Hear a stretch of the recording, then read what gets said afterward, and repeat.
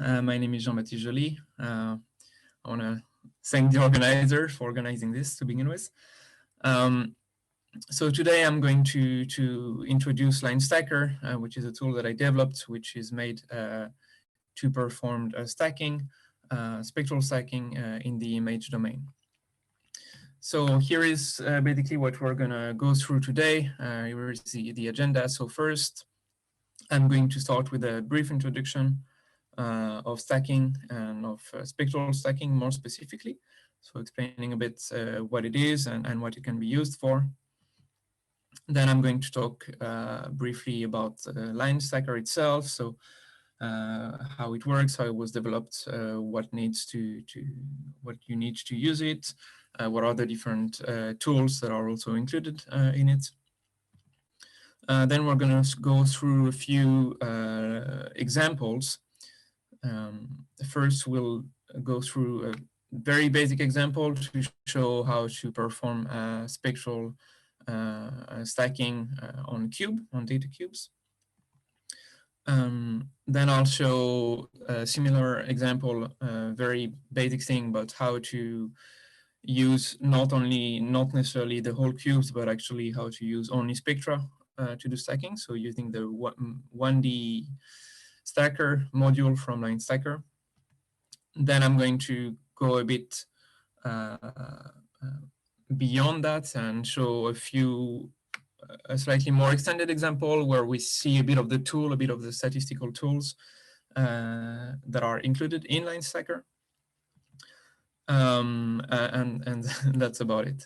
I want to kind of remind everyone or tell everyone that if you want to follow the examples with me and try things yourself, you're very welcome to go on the GitHub and download Linestacker and all the examples that go with it. And we'll talk about that more in a minute. So okay, so first, what is stacking? So first, I think it's important to kind of remind everyone that stacking is a statistical method. What it does basically is that how it works is that you take the images from many galaxies together, and you basically average all these images together. And the goal is to enhance the patterns that are in common to all or most of the sources and allow them to appear. This works because basically if you have many different objects that you stack together, so average together, the noise on average will go down as square root of n, where n is the number of objects being stacked. And using this, you can basically make appear some sources that would otherwise be invisible. And this is basically what is shown on this picture here.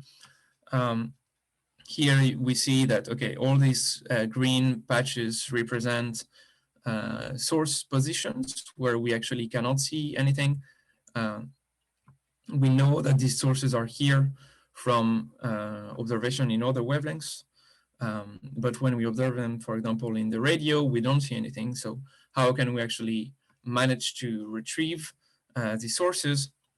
Well, by stacking them all on top of each other, by averaging them all together, you can actually make these sources appear, or at least make the noise being reduced by roughly square root of n, which should enhance the properties that are common to most of the sources. As I said, one thing that is required to do stacking, or mainly the only thing that is required to do stacking, is to have the source position. So this can be, for example, obtained from observation at other wavelengths. So this is for stacking in general. Now you have typically two types of stacking that can be operated, and it's average or median stacking. So basically this depends whether you want to do an average property or median property of the sources.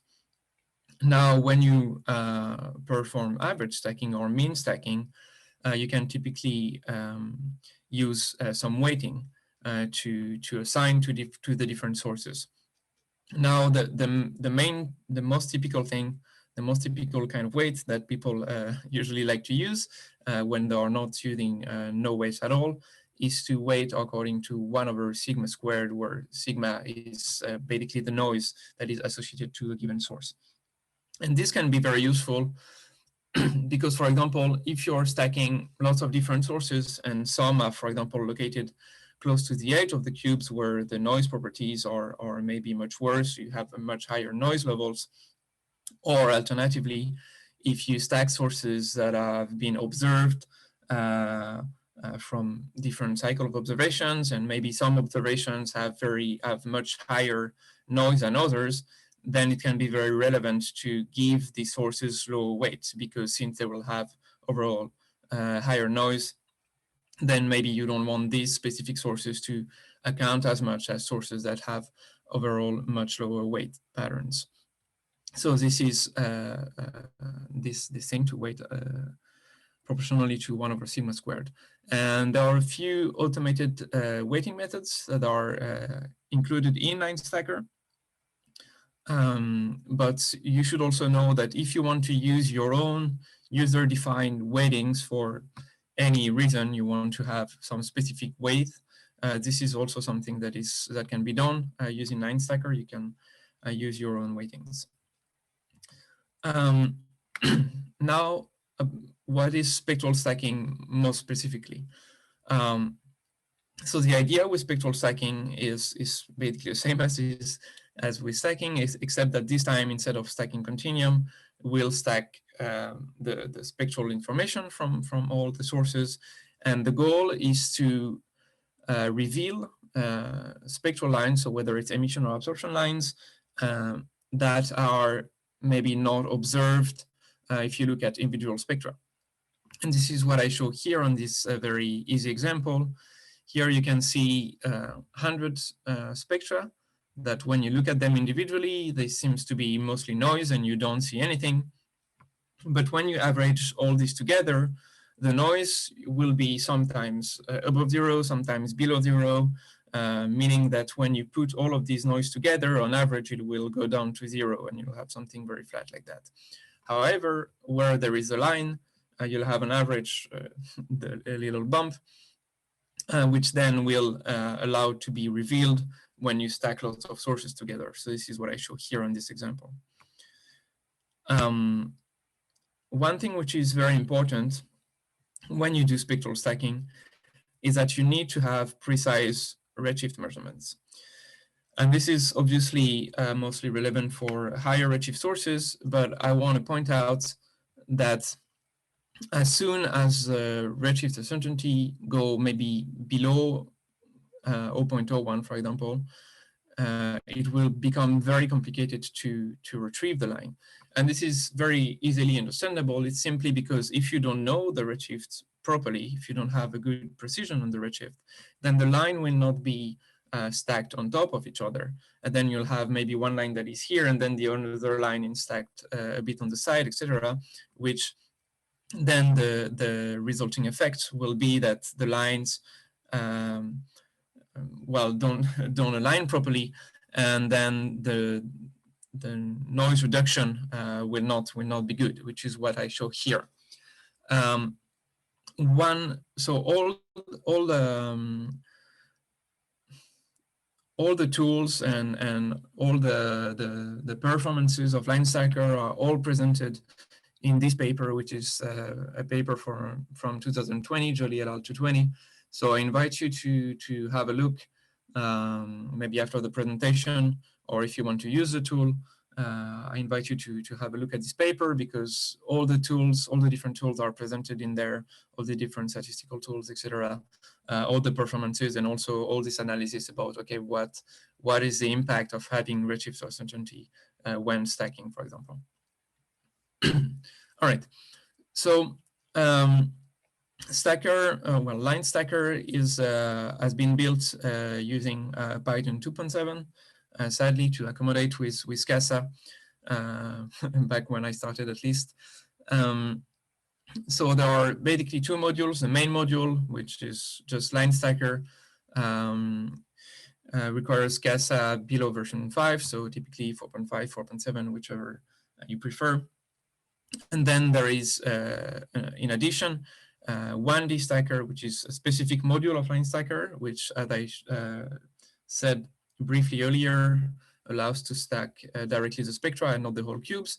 And this is independent of CASA, so you can use it in a pure Python session. Linestacker is based on Stacker, which is a tool that was developed by Lucas Lindros that you can find in this paper, and it was allowed to 15. And unlike Stacker that was developed to perform both image and UV stacking, Linestacker allows solely spectral stacking in the image plane. Now, if you're interested in performing spectral stacking in the UV plane, there are some easy workaround using Stacker, and obviously you will not have the exact same things that you would with the Linestacker, but it can be an easy workaround if you want to do some basic things, and it has been done already in the literature.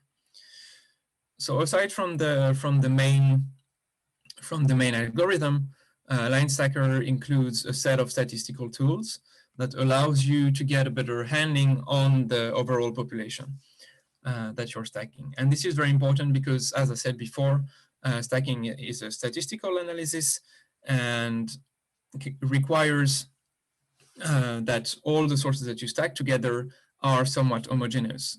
However, this is not necessarily the case, and you don't necessarily have a good knowledge of whether these sources are actually have an homogeneous or belong to an homogeneous population. And to kind of get past that, there are a few statistical tools that we can use to try and probe the distribution of the sources.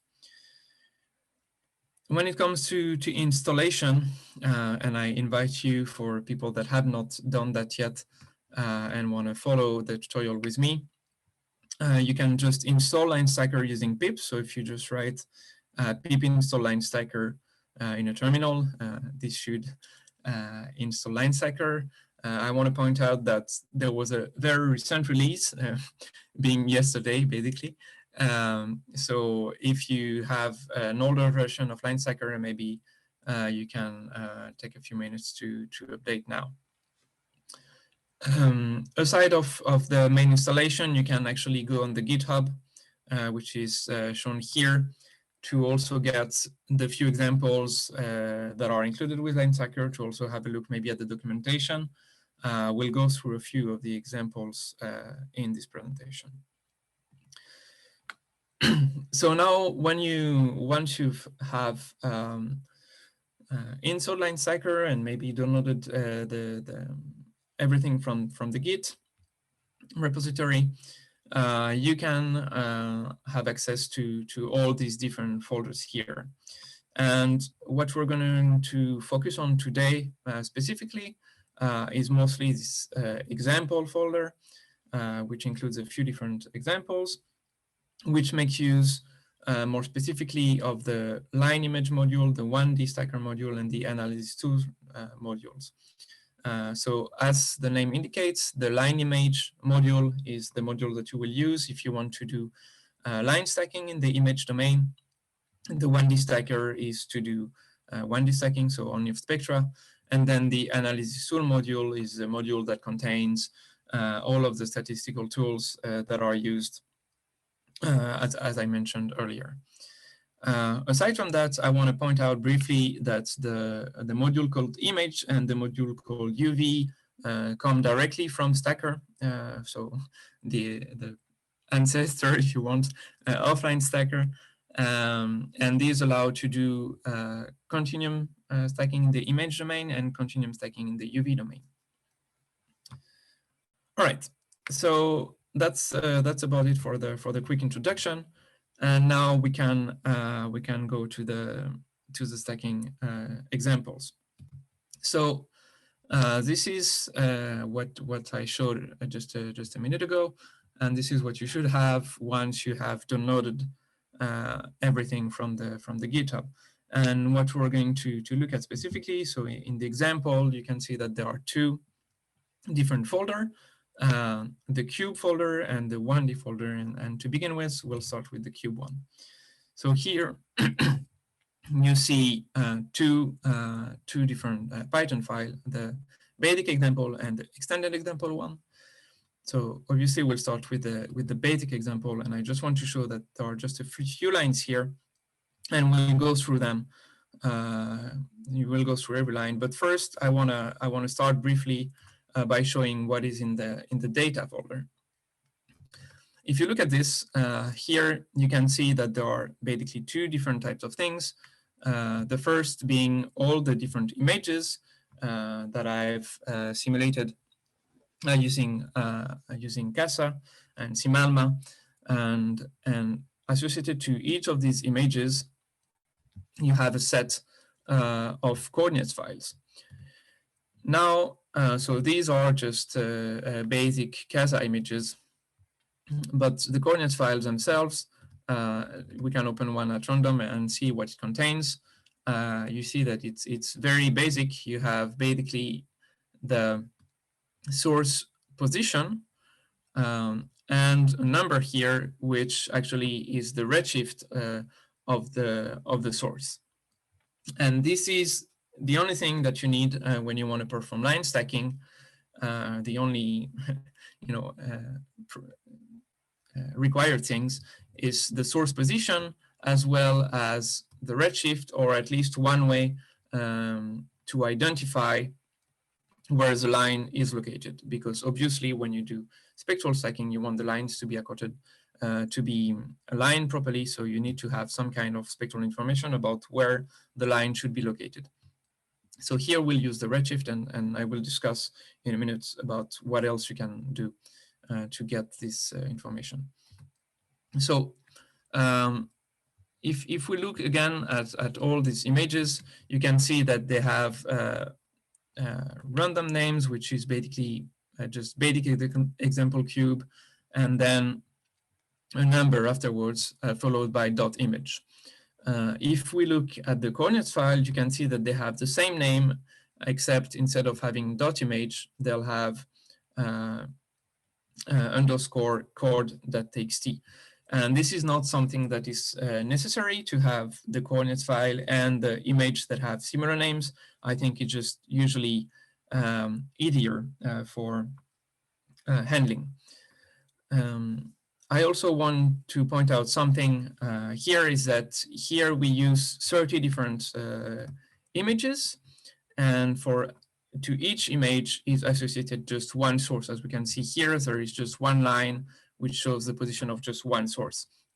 However, and obviously, it's totally possible to have just one image and multiple sources associated to one image, or multiple image, but for each image have multiple sources associated to it. So if this was the case, you'd simply have basically multiple lines like this that would show each time the different position of each different sources, and then the redshift of each different sources. All right, so this is basically what the coordinates file look like.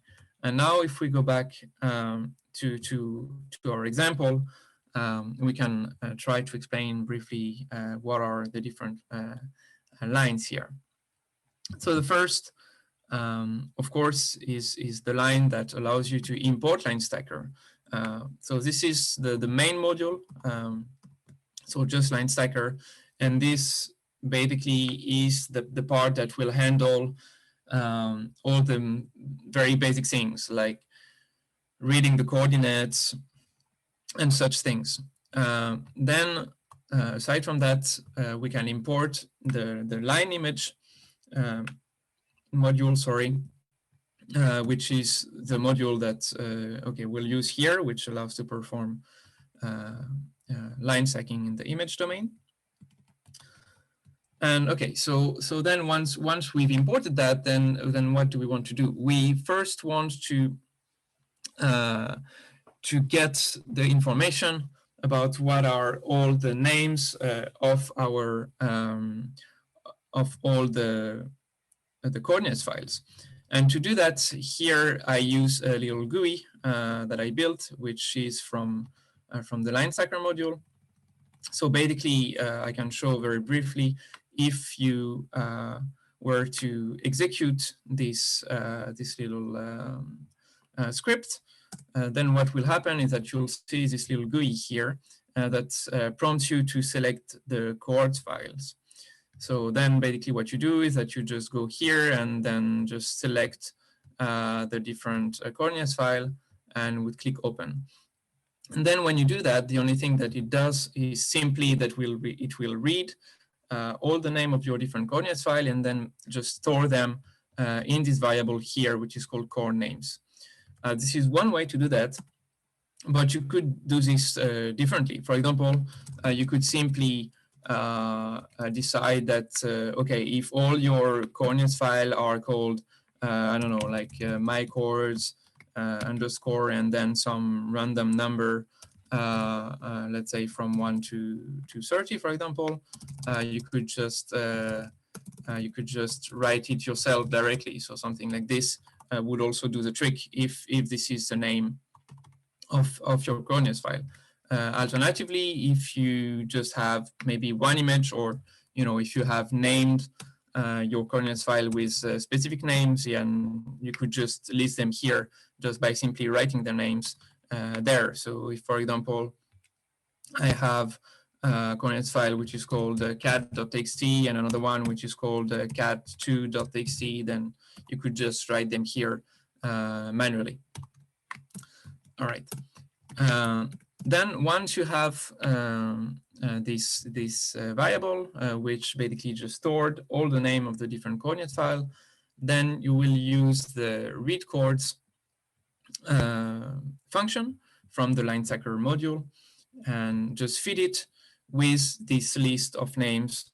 And basically what it will do is just that it will read all the files, store all the information. So meaning store what is the Ra and Dec right ascension declination of each of the source and the redshift associated to each of the source. So this is what this function read chords does. So once you've done that, you've done half of the job already. Then the next thing is to simply basically do the same thing, but for the images. And what you want to do is to in a similar fashion, have a list of all the different images, of all the different image names. And here, as I showed you earlier in the data folder, I arranged my images and my coordinates files such that they have basically the same name, except that chords.txt in the coordinates file is replaced by .image in the image file. So this is what I do here. I just create a list of all my images, of all my image names this way. But similarly to what I just showed earlier, you could also have just something like this. If you know that your image names are, I don't know, image1 .image, and then another one which is image2 .image, you could also just write it like that. You do as you please. The thing is, in the end, what you want to do is to have one variable which contains all of the coordinates file names and one variable that contains all of the image names. Now, once we've done that, we're actually ready to stack.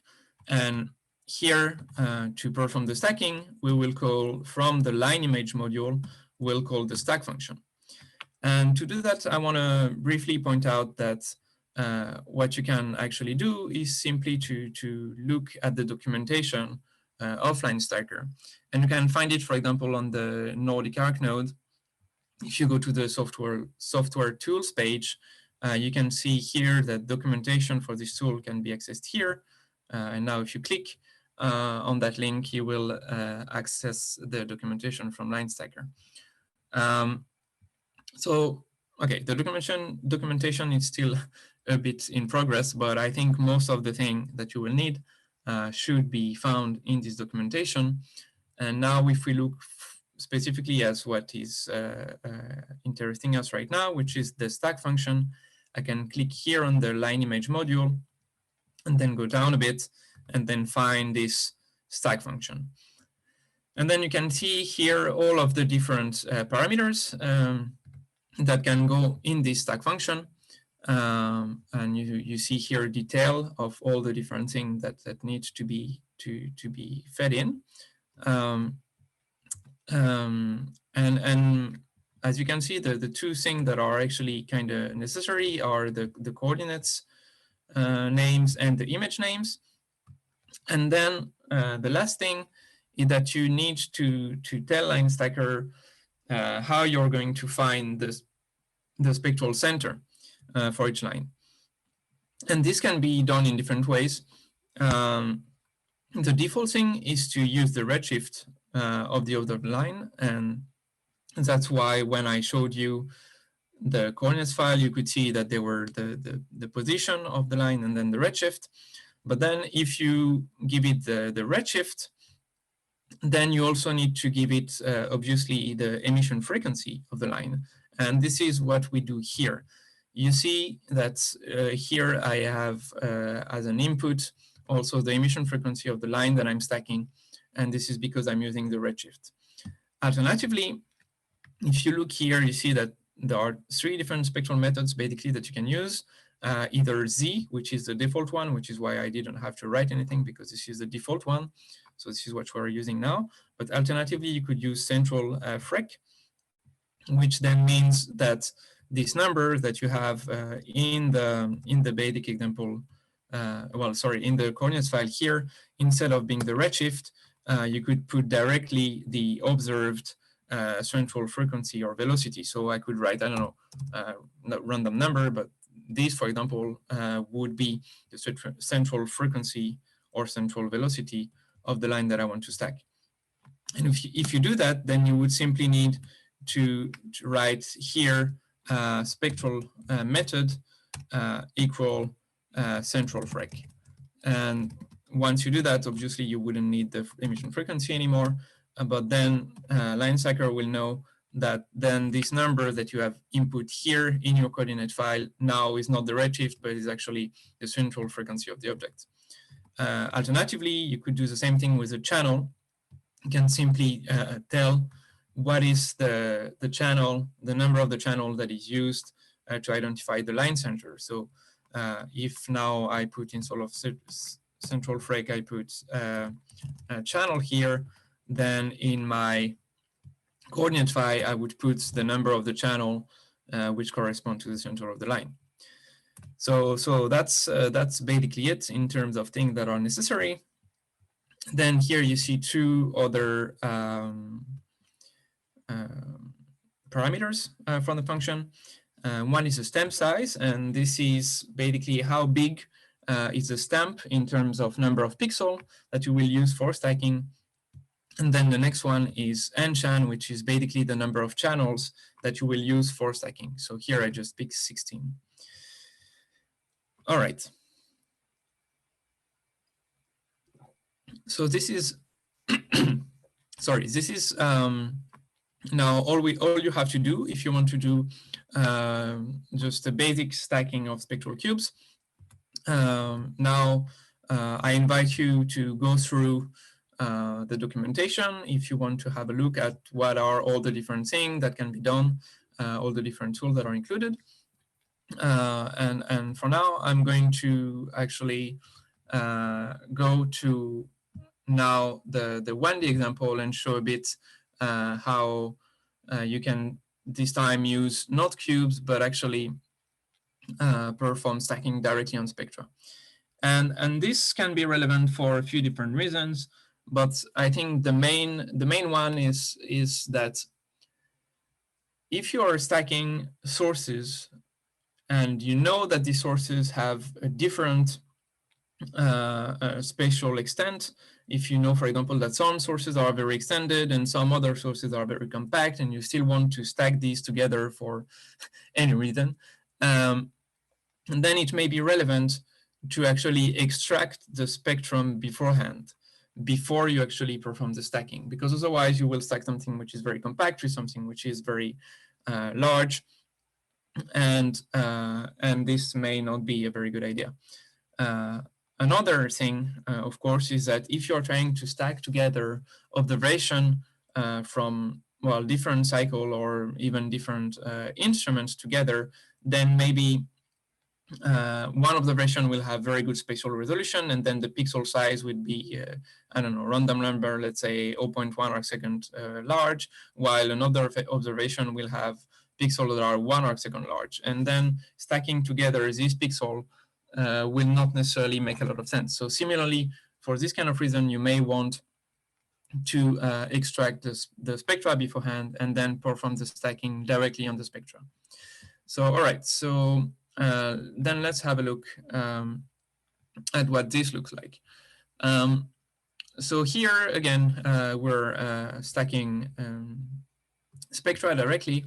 And again, I'm going to start by showing very briefly what the data looks like. So here we have 100 different sources, and the sources are actually just spectra. And so if we open one at random, you'll see that here we have basically two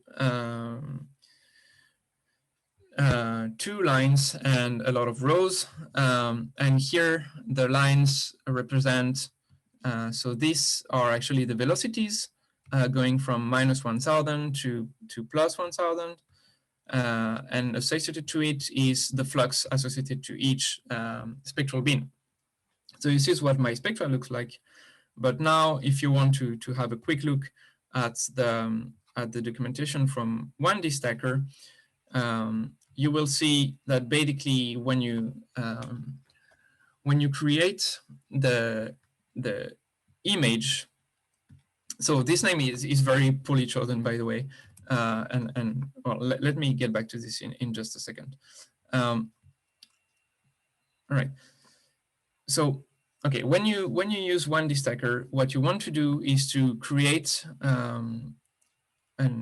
what I call an image object, which again is a very poorly chosen name, but is the basic object that you use to perform stacking. And when you create such object, you need to feed it with either the spectrum, which is what I did here.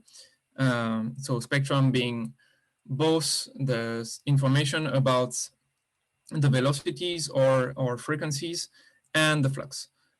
Alternatively, you can feed it only with the amplitude, and alternatively also with velocities and frequencies independently. And this is what you can read here in the documentation. You see that you can either feed it with spectrum, and then as is specified here, spectrum should be of shape n2 or 2n, where n is number of spectral beam, and then the flux. Or instead of defining the spectrum, you can define only the amplitude or flux of the line. So that means that you will not have the information about, okay, this channel corresponds to velocity from that much to that much, or frequency from that much to that much. All right. So, okay, so now let's see a bit in the example file what is being done.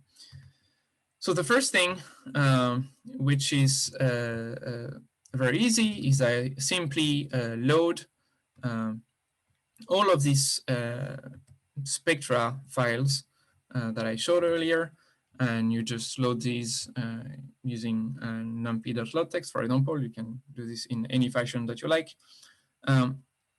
And then the second thing is obviously, aside from having the spectra, you also want to have some kind of information that encodes where the line is centered. Again, always the same thing when you perform line stacking, you want to know how to align the lines together. And to do that, I have all these files that are called central velocity, and if you look at them, it's very simple. There is just one number in it, which is what is the central velocity of the line that I'm stacking. So if I open two different files, you see this one, the line is centered at velocity of -12, and this one is centered at a velocity of 180. Okay. And this is what we do here. We just basically load the different central velocities for each of the files. And then what we do is that we'll simply create a list containing all the images object. And to each of these image object, we just feed it with two things. The first being the spectra that we just loaded, And the second is the central velocity that we also just loaded. And if you look again at the documentation of the image object, you can see that there are different ways that you can actually use to identify the line center. One, as we just showed, is to use the central velocity. So this is what is written here: central velocity, observed velocity of the line center. Alternatively, as we just showed earlier, you could use the redshift. And if you do so, just like previously, you would also need to feed it with the emission frequency of the line. Alternatively, you could also give it just the what is called here center index, which means that instead of you just give it basically the number of the channel that is used to identify the center, and all these different things. So I invite you to have a look in more detail to see what suits you better, basically, to identify your line, depending on what is information you have and what is easier to retrieve for you. And then that's basically everything that we have to do, because once we've had this list of images objects, then we can simply just feed it to the stack function from the 1D stacker module. We just feed it with all the images, and it does the stacking. Now, if you have a quick look at the stack function itself, you see that it takes the images as an input, but then there are a few other things, and this is also the case for the cube stacking. I just want to mention it here. For example, when you choose what is you can choose to do either mean or median stacking. And the basic, the default one is mean. But if, for example, here I wanted to perform median stacking, then I could just go ahead and write method equal median, and this would allow me to perform median stacking instead of mean stacking. And there are a few different things like that that you can use. And I think, yeah, the best is to go and try to have a look at the documentation, depending of what it is that you want to do. If you want to do, for example, mean stacking and have some specific weightings, all of this is already included. And so you can have a look at the documentation. Or alternatively, if you want to just have an idea of all the different things that can be done with Linestacker, the easiest is probably to look at the Jolie et al. 220 paper. Okay. So that's, yes. We have a couple of questions. Well, one is very brief. It's like, what exactly was the stamp size you mentioned earlier? Yes. Okay, good question. And then, yes. So if I go back to this basic example of the cube, as the stamp size here is basically when you perform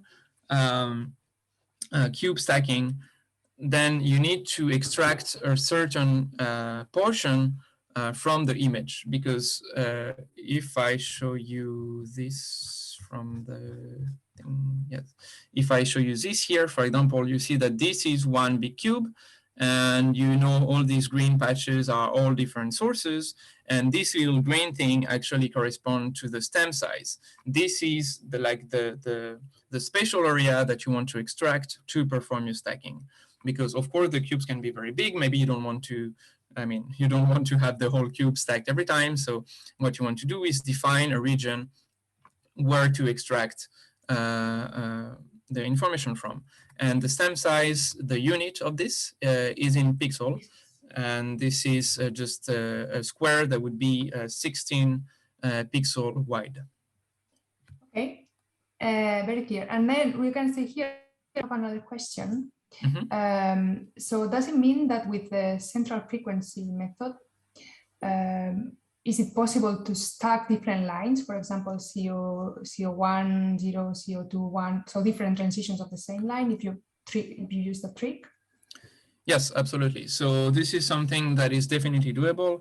And the only thing that you will need to do if you do something like this is that you will need to have basically the same coordinates input more than once, but to different either redshift or different central frequency, basically. So you'd have the same object in terms of spatial position, but you would extract the spectra from a different spot. And this is something that is definitely doable. Either it's a bit of a trick, so either you would use a different central frequency, or you can simply kind of compute the redshift that is not the real redshift of the source, but that would correspond to where then your line would end up, basically. So this is indeed something that is definitely doable, whether it's in the 1D or in the cubes. Yes, thank you. Sorry, we have another clarification. Sorry, yes, no worries, no worries. Yeah, so there is a question. In the example, each source had a separate cube and separate coordinate file.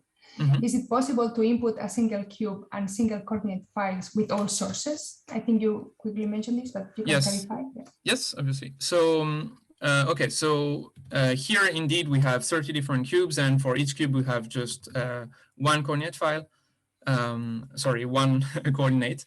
But if I had just one cube, then I would have just one coordinate file, but maybe this coordinate file would contain a lot of different sources. So, I mean, obviously now I'm copy pasting the same thing all over again, but you could have different coordinates here, for example, and this would be, okay, on this cube, I have a lot of different coordinates that correspond to my different sources. And it's indeed what is going to be done in most cases. Here, it's just for the example, I just, for some reason, decided to make 30 different cubes with just one source per cube.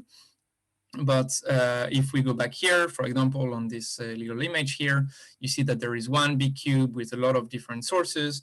And if this was the case, obviously this is something that is totally doable. And you would just have one coordinate file, which is associated to the one cube that you have. But in this coordinate file, you'd have a lot of lines that would correspond each to each of the different sources that you want to stack. Yes. Thanks. Okay, thanks. Okay, more questions. Good. I don't want to spend too much more time on things. I just want to just very briefly try to go to the extended example in the 1D, just to kind of show what are the different things that you can do using Linestacker. And so I think one of the thing which is very important, and I briefly touched this already, but is that when you do stacking, since it's statistical analysis, you don't necessarily have a good handle on what it is that you're stacking, because what you get as an output is simply the average image. But maybe in this average image, maybe in your first population, you had some sources that were very bright, some sources that were not, and maybe it does not make a lot of sense to stack all these sources together. But you don't necessarily know that in the first hand. So then there are a few things that you can do. I think the most popular thing, just to have kind of an idea of whether what you're doing is sensible or not, is to actually use bootstrapping.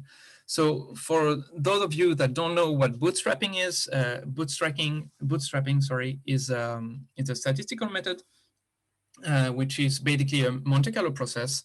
And what you do is, instead of, let's say that you have 100 sources. Now, instead of stacking these 100 sources together, what you do is that you will stack 100 random sources from these 100 sources by each time putting it, so with replacement, so each time you put the source back once you've random it. So that means that, okay, I'll take a source at random from all the sources. So let's say I take source number 5, and then I will take another source at random from still the 100 sources. So maybe I will take source number 5 again. So maybe a given source will be present more than once in my stacking analysis. And by doing that a high number of times, this kind of allows you to probe whether the distribution of things is homogeneous or not. And this is very easy to do with Linestacker. You can just call basically the analysis tool module, And here you would call the bootstrapping 1D because we're dealing with the 1D thing, but you can also do the bootstrapping cube, which works similarly.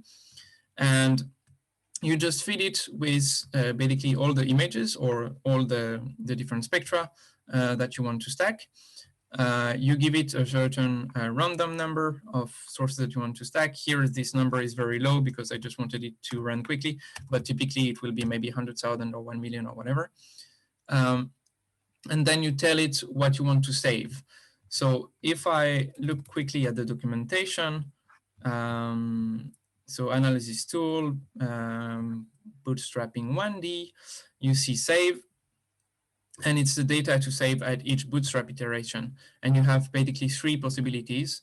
Either you will save just the amplitude of the line, or you will save like everything, so like the whole thing, which is probably not a very good idea because it's going to be very memory expensive. Or you can save maybe the amplitude and the width, which involves some fitting. But what I wanna, I think can show you what is going to look like. This is going to be probably more understandable. So here you see the extended example that we were just talking about. And then if you perform this bootstrap analysis, what you will see is something like this. And here you see in red, well, it's not super seeable, but there is a red line here that indicates what is the normal, what was the stack result when you just stacked all of your sources together. And now you see that this is the distribution that you get from the bootstrapping analysis. And what you can see that there seems to be a